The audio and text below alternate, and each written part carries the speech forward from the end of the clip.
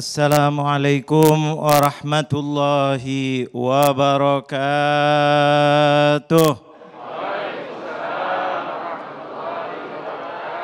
Alhamdulillah. Alhamdulillahi rabbil alamin. Allahumma salli wa sallim ala sayyidina wa maulana Muhammad. الفاتح لما أغلق والخاتم لما سبق ناصر الحق بالحق والهادي إلى صراطك المستقيم وعلى آله وصحبه حق قدره ومقداره العظيم. أما بعد, pertama yang saya muliakan guru kita Kiai Haji Sumarno Syafi'i yang mudah-mudahan diberi sehat walafiat. Gitu juga Ustadz Agung dan wabil khusus jamaah Masjid Al-Muhajirin Pekayon Bekasi yang dimuliakan oleh Allah Subhanahu wa taala. Yang teristimewa para pemirsa Damai Indonesiaku TV One dimanapun Anda berada, mudah-mudahan senantiasa dimuliakan dan disayangi oleh Allah Subhanahu wa taala. Alhamdulillah. Alhamdulillah, hari ini kita bertemu kembali dalam rangka mengisi subhanallah kemuliaan yang diberikan oleh Allah Jalla Jalaluh khususnya untuk negara kita, negara yang diberi rahmat oleh Allah Jalla Jalaluh, negara yang dikumandangkan oleh founding father kita berkat rahmat Allah yang maha kuasa. Ingat itu betul-betul. Founding father kita taruhannya nyawa, taruhannya darah demi untuk kemerdekaan negara kita. Makanya kita tema ini adalah untuk menjaga keutuhan bangsa Indonesia, kemerdekaan Indonesia, yang mana di dalam tema kita adalah apa sebabnya hancurnya umat. Supaya apa dibahas ini? Supaya Indonesia tidak hancur. Supaya Indonesia ini diberkahi oleh Allah Jalla Jalaluh. Indonesia adalah negara yang sangat luar biasa. Kita orang Islam sudah dikasih oleh Allah rambu-rambu, bahkan penjelasan. Ya ayyuhan nasu inna khalaqnakum min dzakarin wa untha wa ja'alnakum syu'uban wa qabaila lita'arafu. Inna akramakum indallahi atqakum. Camkan ayat ini luar biasa dalam surat Al-Hujurat ayat 13. Wahai manusia, tidak mengatakan hai orang-orang Islam, tetapi manusia, karena dalam satu tempat kadang-kadang di situ ada muslim, ada non-muslim. Untuk apa? Ya katakan Allah, dengarkan apa kata Allah, ya ayuhan nasu inna khalaqnakum min dzakarin wa untha. Aku ciptakan kalian, ada yang lelaki, ada juga yang perempuan. Yang bersuku-suku, berbangsa-bangsa, rasnya bermacam-macam. Subhanallah, tujuannya untuk apa sang pencipta alam semesta ini yang memberi rahmat untuk Indonesia merdeka, yang ditulis di dalam undang-undang Muqaddimah Undang-Undang Dasar Republik Indonesia berkat rahmat Allah mengatakan ini semuanya untuk apa? Lita'arafu, untuk saling kenal mengenal, untuk saling harga menghargai, untuk menghilangkan satu meremehkan kepada yang lain, untuk tidak menginjak satu kepada yang lain. Dan inilah ayat ini, subhanallah, di Indonesia ini ada suku-suku, bangsa-bangsa, ras yang bermacam-macam. Subhanallah, ini adalah suatu keragaman yang unik ada di Indonesia. Subhanallah. Suku apa? Bahasanya pun bermacam-macam bahasa. Subhanallah. Tetapi semuanya diikat oleh Allah, walaupun agamanya berbeda, walaupun bangsanya berbeda-beda, walaupun sukunya berbeda-beda, untuk saling kenal mengenal, artinya saling harga menghargai. Artinya jangan ada kedzaliman. Inilah sebabnya kalau kita sudah mulai pecah, tunggulah kehancuran. Kehancuran yang akan ada. Makanya ini kebenekaan, keragaman yang sangat luar biasa ini adalah karunia dari Allah Jalla Jalaluh. Allah memang menciptakan begini. Untuk apa? Saling satu punya kelebihan, satu punya kekurangan. Lelaki punya kelebihan, perempuan juga punya kelebihan. Jangan menganggap remeh kaum perempuan. Jangan juga perempuan menganggap remeh kaum lelaki. Betul apa betul? Ini luar biasa, subhanallah, saling harga menghargai. Makanya ada musyawarat. Di dalam Islam diajarkan ada musyawarat. Dan ini semuanya subhanallah. Founding father kita itu mengetahui ini. Mengatakan ini adalah keberagaman yang harus kita bina. Yang harus kita rangkum. Yang harus untuk menjadikan Indonesia lebih maju. Indonesia lebih jaya. Indonesia lebih tumbuh. Indonesia lebih segala-galanya. Dengan apa? Keragaman ini kita rangkum, ayo saling tolong menolong. Makanya founding father kita luar biasa, menjadikan burung Garuda sebagai lambang negara kita. Betul atau betul? Coba dilihat lambang Garuda, Allahu Akbar. Ada apa di situ? Coba lihat. Kita ini sedikit, hari ini rupanya ada sedikit apa namanya tuh kalau sekolah. Biasanya mak ini pada tahu. Sekarang lagi sekolah kalau pelajaran apa namanya tuh? Kebangsaan. Tuh pada apal soalnya lagi zamannya zaman sekolah di rumah. Betul loh betul. Yang belajar ibu-ibunya dan ayah-ayahnya. Ini tahu subhanallah keragaman yang luar biasa. Apa diantaranya dirangkum dalam Garuda? Garuda Pancasila. Ayo sama-sama masa lupa. Ayo kita sebagai bangsa Indonesia kita cerita tentang TP apa namanya tadi? Wah itu sudah gitu aja dah. Betul loh betul. Ayo kita sama-sama. Garuda Pancasila. Aku. Kumu yang di rumah juga mudah-mudahan semangat. Masih sedia berkorban untukmu. Pancasila dasar. Allahu Akbar. Adil makmur sentosa. Bangsaku. Ayo maju, maju, ayo maju, maju, ayo maju. Jangan bilang maju kalau sudah zalim. Ini Garuda Pancasila. Adil. Adil. Coba lihat. Harus ada keadilan. Kalau nggak ada keadilan. Ya. Ini. Coba Garuda Pancasila. Camkan. Pancasila sebagai dasar. Dasar untuk kita sebagai bangsa. Karunia diberikan oleh Allah Jalla Jalaluh. Luar biasa, diberi nikmat oleh Allah. Makanya kita harus saling bantu-membantu, saling tolong-menolong, saling sayang menyayangi. Ayo rawat negara ini. Indonesia mudah-mudahan makin maju. Ayo maju, maju, ayo maju, maju, ayo maju. Sampai 3 kali. Indonesia insya Allah menjadi Indonesia yang maju dan diberkahi oleh Allah SWT.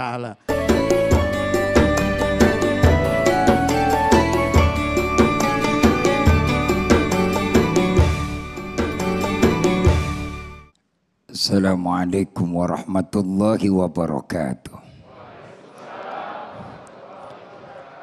Alhamdulillahi haqqa hamdih. Summa salatu wassalamu ala khairin ibadih.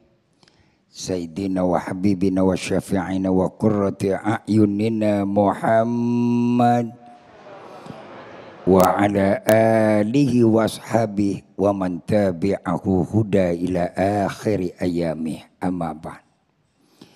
Al-Mukarram, guru kita, orang tua kita bersama Al-Habib Ahmad Al-Kaf, Al-Ustadz Agung Ijuhak, para pemirsa Damai Indonesiaku, hadirin wal hadirat rahimakumullah segenap jamaah yang insya Allah sama-sama dimuliakan Allah. Menarik tadi apa yang disampaikan oleh orang tua kita, bahwa keberagaman adalah merupakan anugerah dari Allah. Dan ini adalah merupakan satu manifestasi yang Allah berikan kepada kita yang harus kita jaga. Dengan demikian lahirlah satu kesepakatan. Kesepakatan itu kan muncul dengan satu kebersamaan yang sudah dibaca oleh orang-orang tua kita dahulu bagaimana menghadapi tantangan ke depan. Orang dulu kan beda Bu sama orang sekarang Pak. Sekolah enggak tinggi tapi kecerdasan naluri jauh lebih dalam. Orang sekarang boleh yang namanya sekolah tinggi tapi kecerdasan naluri dan perasaan kadang-kadang dangkal di perjalanan. Pahamin aja sendiri.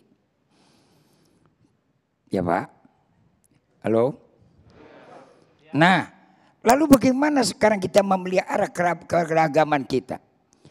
Baginda Rasul Kanjeng Nabi kita Muhammad sallallahu alaihi wasallam pernah meriwayatkan merampungkan kepada kita satu hadis yang diriwayatkan oleh Al-Imam Tabrani dalam kitab Mukhtarul Ahadis an Ibni Abbas radhiyallahu taala.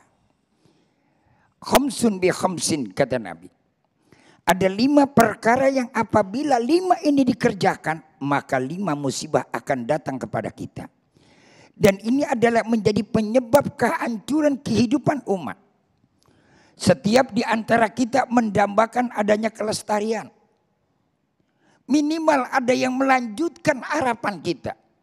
Tapi ketika yang 5 ini ada di tengah-tengah kehidupan kita, maka siap-siap terjadi kehancuran. Garuda tibang Garuda. Pancasila boleh jadi dasar negara.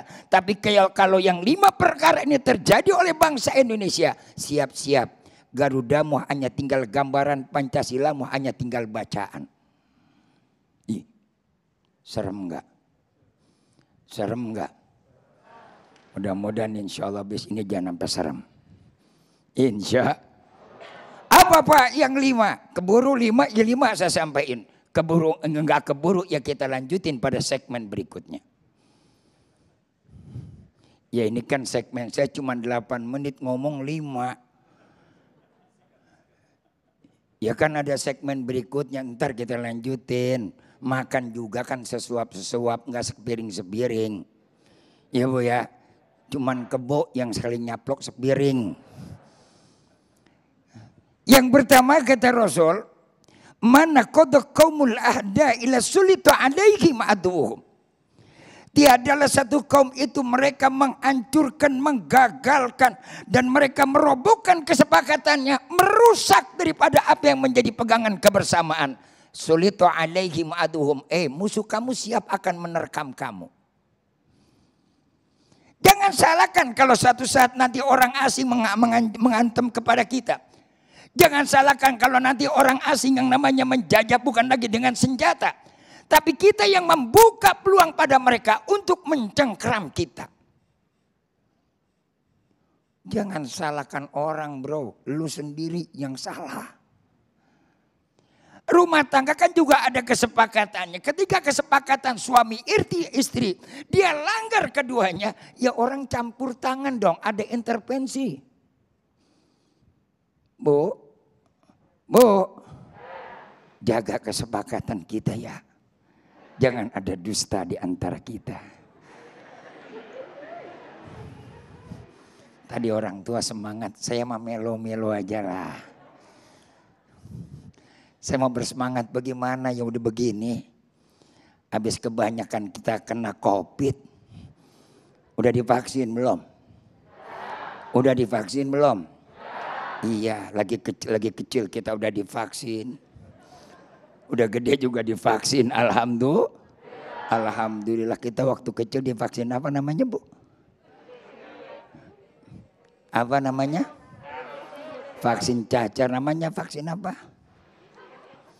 Tuh, sekarang datang lagi vaksin, alhamdulillah. Tapi ada yang lebih penting nih, vaksin yang semacam ini yang lebih penting menjaga yang nilai harmonis kebangsaan. Jangan bicara kebangsaan tanpa yang namanya dengan moral. Jangan bicara moral tanpa agama. Lihat Pancasila. Sila pertama ketuhanan yang Maha Esa. Saya terkesan teringat ketika peringatan Maulid pada waktu Bapak Umar Wira Hadi Kusuma Atmaja menjadi wakil presiden. Berikan sambutan di istana. Apa kata beliau? Pancasila itu bulannya, agama itu adalah mataharinya. Jangan mimpi berjalan itu Pancasila tanpa ada agama. Negara Indonesia bukan negara agama, tapi ada agama itu adalah ada di negara Pancasila. Bahkan yang melahirkan Pancasila adalah perjuangan daripada orang-orang yang beragama. Betul? Maaf ya Bu, jangan kesinggung yang di sono. Ini saya ngomong apa adanya. Ya namanya juga pengajian kan kudu diaji. Iya Pak ya. Kalau topeng monyet doang Bu, monyet tuh topeng monyet si Sarimin suruh ngaca di cermin. Makanya dia enak degan banting tuh kaca. Makanya kalau orang di pengajian kesinggung anggap aja Sari.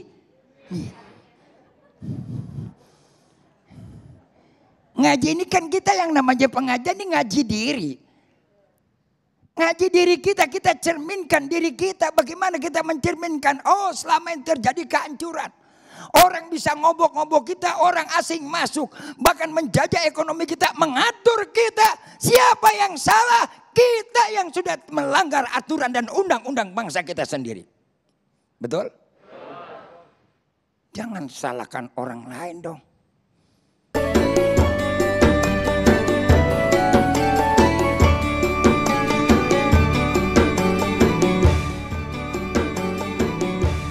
Terima kasih pemirsa, Anda masih bersama kami dalam Mensaku dan kita akan lanjutkan lagi. Pertanyaan berikut akan disampaikan oleh Ibu Triana. Silakan Bunda.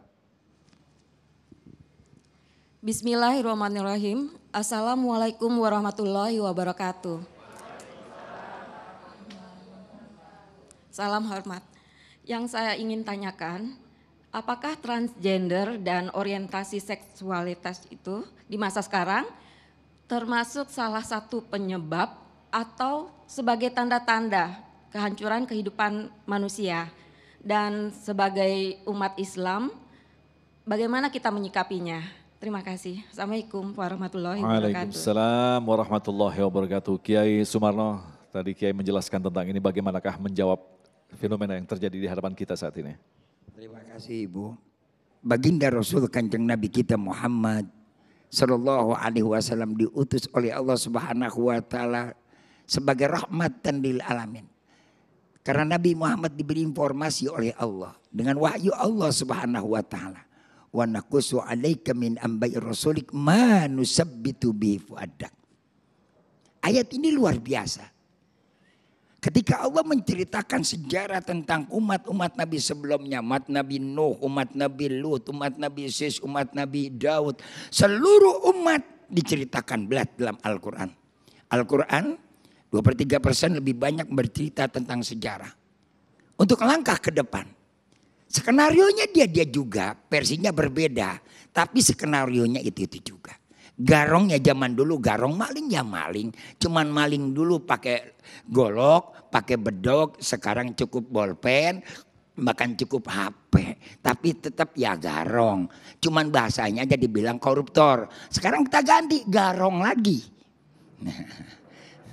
Setuju kan? Ya tetap perilakunya, maka kenapa sih dihalus-halusin? Nah ketika peristiwa ini terjadi transgender, apa bagaimana solusi kita? Allah tadi udah menjawab. Saya udah jelaskan tadi.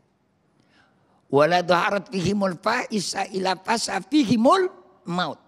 Dan Allah jelaskan dalam Al-Quran. Wala taqrabuz zina innahu fahisyatan wasasabil.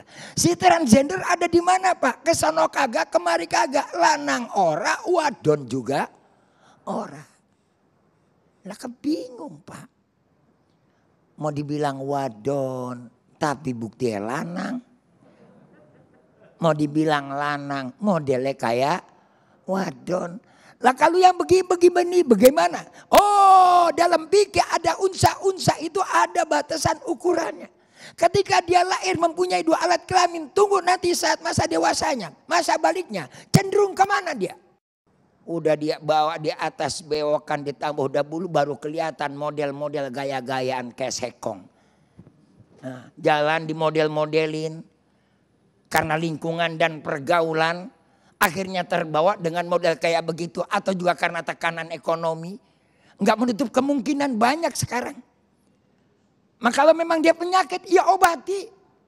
Bisa diobati, bisa. Orang di dalam lingkungan orang jahat, di dalam dibawa di lingkungan baik, bisa jadi baik.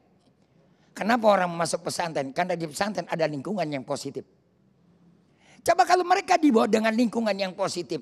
Jangan dibawa lingkungan kayak model begitu. Setengah benar juga jadi yang namanya ikut jadi benar begitu.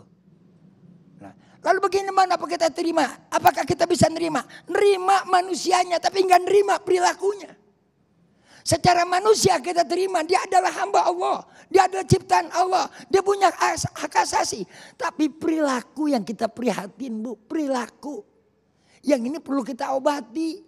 Bukan saya berkata begini lantas kita menyingkirkan mereka. Lantas yang namanya kita mensisihkan mereka. Tapi kita prihatin supaya apa? Ini adalah langkah yang harus kita ambil bersama. Baik individual masyarakat. Terutama engkau yang punya kebijakan. Sopo pemerintah. Ojo menang bae. Iku sing rakyatmu. Nanti udah kejadian adalah semua rakyatmu juga akan kena. Kan begitu? Jabatan. Iya Pak ya? Lah kudu iya Bu. Loh hidupnya negara Indonesia punya negara punya pemerintah. Pemerintah juga punya rakyat. Dan dia juga rakyatnya. Lah kewajiban pemerintah bagaimana cara mengobatinya? Kalau saya untuk mengobatinya secara ilmiah, secara ajaran agama kita udah kasih nasihat. Pengajian udah di mana-mana. Hari gini Bu, orang gak kenal pengajian. Budeg. Budeg. Lah orang pengajian udah di mana-mana, HP udah pengajian mulu kan begitu. Ya, HP pengajian, belum pengajian. Mereka bukan gak tahu karena kurang diarahkan, kurang mengadakan pendekatan yang namanya secara langsung psikologis, piece to piece. Kurang apa mereka? Kenapa dia jadi begini? Maaf ya yang tukang ngamen pinggir jalan kayak begitu ini kan faktor ekonomi. Dekatinnya juga ekonomi, datang tuh RT-nya, datang tuh lurahnya kan begitu. Insya Allah. Baik, terima kasih Kiai. Kita masih ada banyak pertanyaan yang harus kita jawab. Selanjutnya kami persilakan kepada Bapak Jumzani yang akan dijawab oleh Habibana. Tafadhol. Mohon izin Habib untuk bertanya. Jadi dari apa yang diuraikan oleh Kiai Sumarno tadi, dari 5 tanda-tanda kehancuran itu, rasanya ketiga yang sudah diterangkan, itu sudah terjadi. Nah maka solusi yang tepat seperti apa mohon dijawab. Terima kasih. Assalamualaikum warahmatullahi wabarakatuh. Silakan Habibana. Sebetulnya yang patut jawab Kiai yang bawa hadis ini. Tapi nggak apa-apa, prajurit harus taat sama komandan. Ini diminta, mohon maaf Kiai. Jadi ringkesnya aja. Ringkesnya semua yang dikatakan tadi adalah luar biasa. Khutbah Jumat atau khutbah Jumat, semuanya pada hadir khutbah Jumat. Usikum wa nafsi bitaqwallah. Saya wasiatkan kalian semuanya yang hadir di Jumat sebagai orang laki diwajibkan kalau sudah balik, kalau ini semuanya termasuk di situ kalau raja, presiden, menteri, ustadz, kiai, orang kaya, orang miskin semuanya. Taqwallah. Itu Jumat untuk apa? Untuk mengembalikan kembali. Ayo kita bersama menghilangkan maksiat-maksiat yang menjadikan kehancuran negara ini. Kembali kepada apa? Aturan presiden tidak, aturan fulan tidak, aturan konglomerat tidak. Kembalilah kepada aturan Allah. Kembali takwa kepada Allah. Apa sih itu takwa? Imtithalu awamirillah wajtinabu nawahi. Taatilah ajaran yang diajarkan. Kalau orang muslim, ajaran yang diajarkan oleh Allah. Ajaran yang diajarkan oleh Allah. Agama lain menurut agamanya masing-masing. Alhamdulillah negara kita adalah negara yang menghormati dan mengakui. Yaitu orang yang beragama. Ketuhanan harus ada Tuhan masing-masing ikutin. Orang muslim kembalilah kepada Allah. Akhlak muliakan. Mana yang haram tinggalkan. Mana yang wajib kerjakan. Mana yang sunnah usahakan dikerjakan, mana yang makruh, usahakan tinggalkan, mana yang mubah, sikon yang menentukan. Nah ini ada mubah ini, ya enggak, kearifan lokal ini di sini. Itu mubah dalam Islam, menunjukkan apa? Lihat keadaan, Anda senang maulid, lingkungan Anda tidak senang maulid, nanti dulu maulidnya. Jangan bikin masalah di tempatnya kampung yang arifnya di situ tidak ada senang maulid. Begitu juga orang yang nggak senang maulid, kalau mau mengatakan haram bid'ah di tengah-tengah orang yang senang maulid, akan digeruduk lagi nanti marah. Inilah perpecahan. Makanya kembali kepada Allah. Itu ada 5 tuh, ada yang namanya haram, tinggalkan. Ada yang namanya wajib, kerjakan. Ada yang sunnah, usahakan kerjakan. Ada yang namanya makruh, usahakan tinggalkan. Ada yang namanya mubah, gunakan akal sehat Anda. Bagaimana bijaknya dalam berdakwah? Jangan sembarangan. Kita berdakwah, tapi lihat kondisi menentukan. Keadaan kita adalah negara yang beragam. Ayo kita bicara dengan baik-baik. Ayo hargai satu sama lainnya, agama satu sama lainnya. Ini sudah diajarkan oleh Allah Jalla Jalaluh. Makanya tadi dikatakan ada hadis, ada berapa poin-poin kalau dikerjakan kehancuran. Maka sebelum hancur, usikum wa nafsi bitaqwallah. Ayo, ini adalah tugasnya Kementerian Agama. Kementerian Agama tugasnya begini, jangan menjadikan pecah belah, tapi kerjakan. Ayo, masing-masing kuatkan agamanya masing-masing. Orang Muslim, kuatkan agamanya orang Muslim.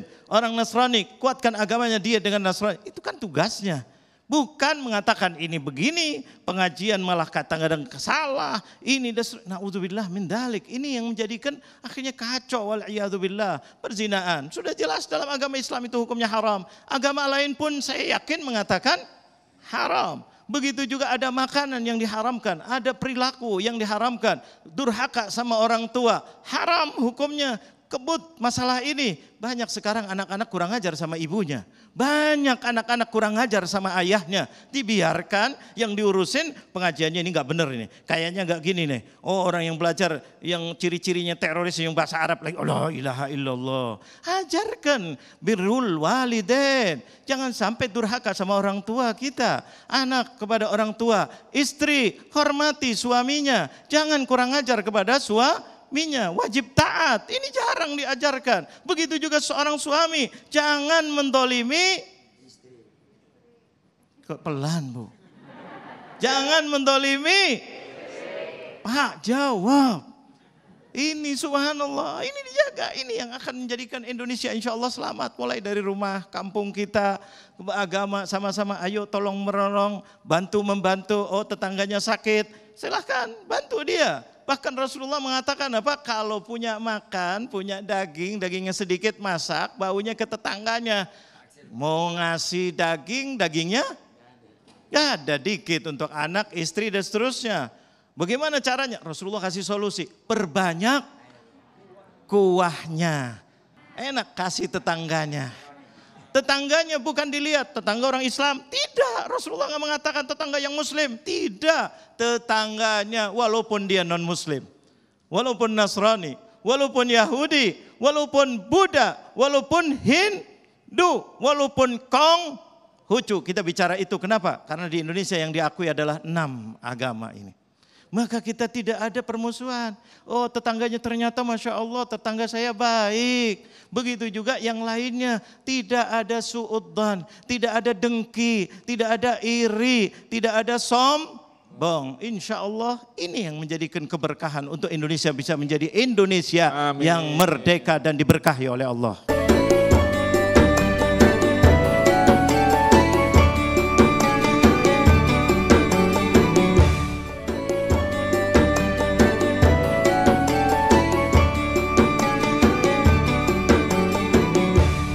Terima kasih pemirsa, Anda masih bersama kami dan Mensaku. Kita akan lanjutkan lagi untuk menjawab pertanyaan berikut akan disampaikan oleh Ibu Tetraswari. Silakan.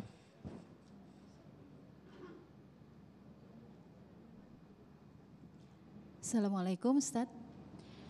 Saya ingin bertanya, zaman sekarang kehancuran bangsa itu kan bukan hanya secara fisik, tapi juga secara moral.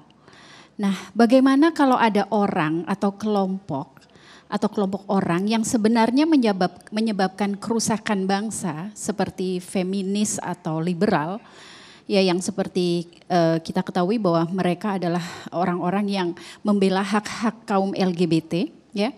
Bagaimana jika mereka merasa justru membangun bangsa bukan merusak bangsa? Nah, bagaimana cara kita menunjukkan kepada mereka bahwa mereka itu keliru atau tidak benar? Terima kasih. Baik, terima kasih Kiai, ini pertanyaan menarik sekali. Bahkan di dalam Al-Quran Allah memberikan penegasan kepada kita seakan-akan manusia melakukan perbaikan. Padahal itu justru menunjukkan kehancuran ini Kiai. Silakan Kiai. Bismillahirrahmanirrahim. Inilah dilema kita hidup di akhir zaman. Tapi kita harus bersyukur kepada Allah kita hidup di akhir zaman. Saya berkata baginda Rasul Kanjeng Nabi kita Muhammad sallallahu alaihi wasallam, beliau sabdakan tuba liman aman nabi walam yaroni. Beruntunglah nanti kepada seluruh umatku walaupun dia tidak bisa melihat aku tapi masih dia percaya kepada ajaranku. Ini dilema kita. Tapi kita bersyukur ini jadi tantangan kepada kita. Dari tantangan inilah yang akan melahirkan kita mendapatkan surganya Allah Subhanahu wa taala. Yang penting untuk yang cara yang pertama, bagaimana kita menghadapi mereka? Hadapi mereka bukan dengan permusuhan, bukan dengan peperangan, bukan dengan pertikaian. Tapi hadapi mereka pula dengan cara apa yang mereka berikan kepada kita. Dia brainwash seluruh otak rakyat bangsa Indonesia. Seluruh daripada pola pemikiran orang yang ada di Indonesia. Kita brainwash lagi otak dia. Brainwashnya bagaimana? Suruh ngaji. Suruh ngaji. Ajak mereka ke pengajian. Pak dia kagak mau ngaji yang, ya kan dia juga orang Islam. Kalau yang Islam ajak ngaji, kalau yang Nasrani mereka sudah pergi ke gereja, tugasnya bagi-bagi. Ada ustadz, ada pendeta, ada pastor. Ya, ayo bagi-bagi tugasnya. Ini yang begini nih, yang otaknya kita cuci. Sebab agama lain juga nggak mengajarkan dan nggak membolehkan, apalagi Islam. Tuh, mau saya nih kerjaan kita begini bareng-bareng nih. Ya jangan ustadz mulu yang disalahin. Ustadz mulu yang dia kena korban, udah ustadz dikorbanin, apa yang dibawa ustadz dianggap teroris. Sakit banget orang itu kadang-kadang enak melihat yang begitu tuh sebel. Allahu Akbar, naudzubillah. Lalu pemerintah kan cuma bisanya mengklaim begitu. Ya pemerintah nggak disalahkan, mereka juga nggak salah. Kenapa? Mau salin bagaimana? Ya namanya juga pemerintah, bisa merentah doang.